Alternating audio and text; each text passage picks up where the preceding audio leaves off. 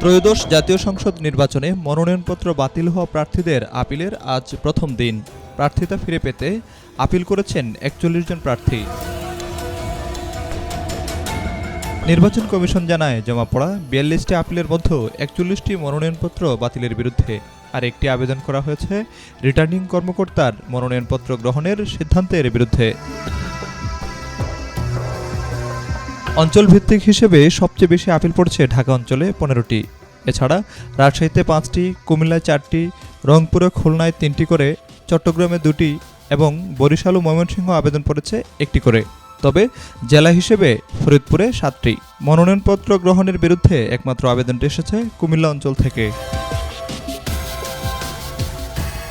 সোমবার সকাল থেকে রাজধানীর আগারগাঁয়ে নির্বাচন ভবন প্রাঙ্গণে স্থাপিত ১০টি বুথে প্রার্থীরা তাদের আপিল আবেদন জমা দেন।